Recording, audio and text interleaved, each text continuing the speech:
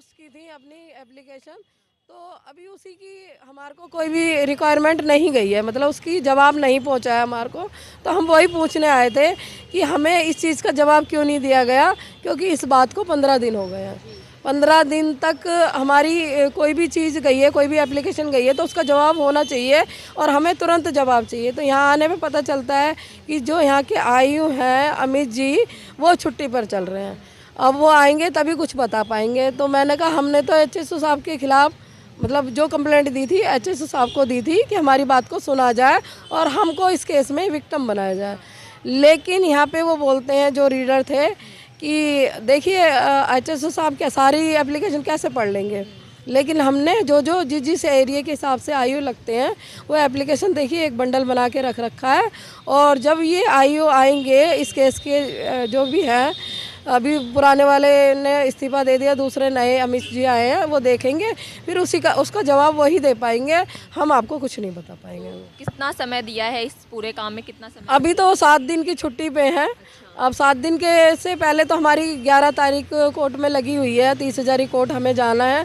और जहां हमने देखा था कि जज साहब ने बोला था कि एचएसओ साहब को एक लेटर दीजिए और वहाँ के आईओ के लेटर दीजिए, तो अब देखते हैं 11 तारीख को यहाँ से क्या जवाब जाता है, क्योंकि आम आदमी का तो कोई जवाब मिला नहीं। अब जज साहब ने जो लेटर दिया है उसका क्या जवाब मिलता है वो तो 11 तारीख को ही पता पड़ पाएगा। अभी तो हमें कोई एक सेटिस्फाई जवाब होता है, वो सेटिस्फाई जवाब हमें नहीं मिला है यहाँ से, और हम अभी तो निराश होके जा रहे हैं। और देखिए आप भी देख रहे हैं कि 27 दिसंबर से हम बराबर आंदोलन पे हैं, लेकिन हमारी मांग को सुनने के लिए कोई तैयार नहीं है। क्या बड़े बड़े अधिकारियों तक हमारी बात नहीं जा रही है, सब देख रहे हैं, सब सुन रहे हैं, मोदी जी तक भी हमारी बात जा रही है, लेकिन हमारी बात को सुनने के लिए समझने के लिए कोई तैयार नहीं है। हम पिछले हफ्ते आप 30 हज़ारी कोर्ट के बाहर अजय टंडन जी के साथ भी गए थे, वहाँ पर क्या परिणाम ये हुआ कि जो एंटीसेप्टिक बेल लगी हुई थी वो खारिज हो गई। जो इन 4 लोगों की, सपना राय, ओपी श्रीवास्तव, अलग सिंह और एसबी सिंह, इनकी एंटीसेप्टिक बेल लगी हुई थी वो खारिज हो गई है। अभी वो केस चल रहा है, बंद नहीं हुआ है। चाहते तो 24 तारीख को बंद हो सकता था, लेकिन उस केस में हम लोग खड़े हो गए। हम विक्टिम बनना चाहते हैं उस केस के, क्योंकि जब एक की पेमेंट हो सकती है तो औरों की क्यों नहीं हो सकती। तो हम पूरी कोशिश कर रहे हैं उस केस के में विक्टिम बनने के लिए। और देखिए हमारी कोशिश रंग क्या लाती है ये तो समय बताएगा। समय से पहले हम कुछ नहीं कह सकते, क्योंकि कोर्ट के ऊपर डिपेंड करता है कि कोर्ट क्या करती है, क्या डिसीजन देती है, हमको विक्टिम बनाती है, नहीं बनाती है, क्या करती है, ये सब कोर्ट के ऊपर छोड़ते हैं और देखते हैं 11 तारीख को क्या होता है। जी मैम।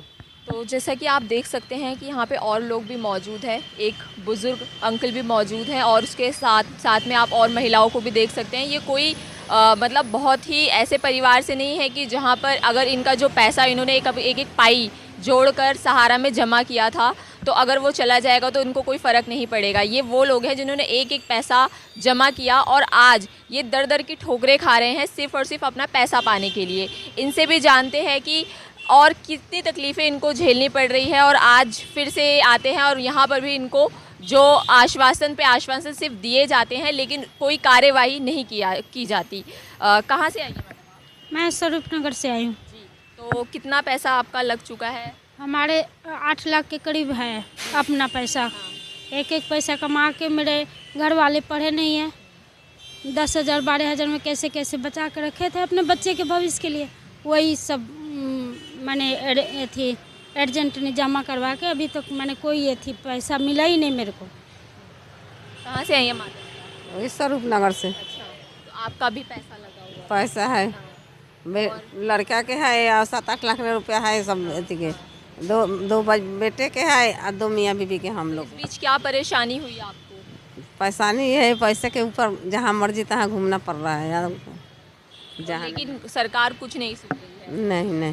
जिस तरीके से परेशानियां हो रही हैं, सहारा की कोई सुनवाई अभी तक नहीं हुआ है, भुगतान को लेकर इतने आंदोलन चल रहे हैं, लेकिन फिर भी सरकार नहीं सुन रही है। क्या करें? मगर हम हार नहीं मानेंगे, हमें जीत के ही निकलना है बस। हम चाहे धरने पे बैठे, भूखा रहे, सब करेंगे हम। हमारी मेहनत का पैसा है, हम लेके ही मानेंगे और अपना पैसा लेके रहेंगे। ये हमने प्रण ठाना है कि हम अपना पाई पाई जब तक नहीं ले लेंगे तब तक ऐसे ही रोडों पे घूमते रहेंगे, देखते हैं कब तक सरकार नहीं सुनती। आप लोग अपना पूरा घर बार छोड़कर, अपने बच्चों को छोड़कर, अपना काम छोड़कर, बस जहाँ पे एक आस जगती है वहाँ जाते हैं कि शायद हमारे साथ साथ हमारे जो भाई बहन हैं उनका भी पैसा मिल जाए, लेकिन फिर भी सरकार इतना सा भी नहीं कर रही है, तो क्या कहेंगी इस पे? सरकार गूंगी बहरी हो चुकी है, वो हमारी बात को सुनना ही नहीं चाहती है। सब कुछ पता है सरकार को, क्योंकि जो पोर्टल बनाया वो अमित जी ने बनाया, अमित शाह जी ने बनाया है, और आज उस पोर्टल को भी 11 महीने हो गए हैं। उस पोर्टल के जरिए भी 10,000 तक नहीं मिल रहे हैं लोगों को, जबकि उन्होंने कहा था कि शुरुआत करेंगे हम 10,000 से और आगे अमाउंट बढ़ाते जाएंगे, 10 के बाद 20 करेंगे, 20 के बाद 50 करेंगे, लाख करेंगे, लेकिन 10 ही नहीं मिल रहा। तो आगे उम्मीद क्या रखें कि अमित शाह जी कुछ कर पाएंगे। अमित शाह जी का पोर्टल फेल हो गया है और हम पोर्टल से पैसा नहीं लेना चाहते हैं। हमें पोर्टल नहीं चाहिए, टोटल चाहिए। हम अपना पूरा टोटल पैसा चाहिए, गवर्नमेंट देगी, राजी राजी देगी, नहीं गैर राजी देगी। कुर्सी से उतारना हमारा उसका, क्योंकि आम जनता से खड़ी हुई है ना। सरकार किससे बनती है? सरकार बनती है आम जनता से। तो जब जनता चाहेगी ना तो कुर्सी से उतार भी देगी। अभी बहुत सारे मोदी भक्त हैं जो कहते हैं कि नहीं जी मोदी जी आएंगे, तो मैं भी कहती हूँ आ जाए मोदी जी। हम कब मना कर रहे हैं कि मोदी जी ना आए? मैं तो कह रही हूँ घरों में अपने बिठा लो, उनकी पूजा करो, आरती करो, सुबह शाम उनकी करो, लेकिन जनता की भी तो सुने। जब वो इतने सारे मुद्दों को ख़त्म कर सकते हैं तो क्या 13 करोड़ निवेशक जो परेशान हैं, 12 लाख कार्यकर्ता, वो जो लोग परेशान हैं उनको सुनाई नहीं दे रही है?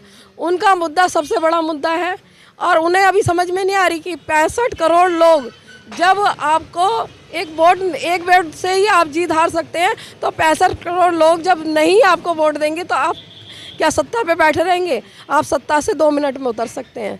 तो आपको हमारी बात को समझना होगा, सुनना होगा।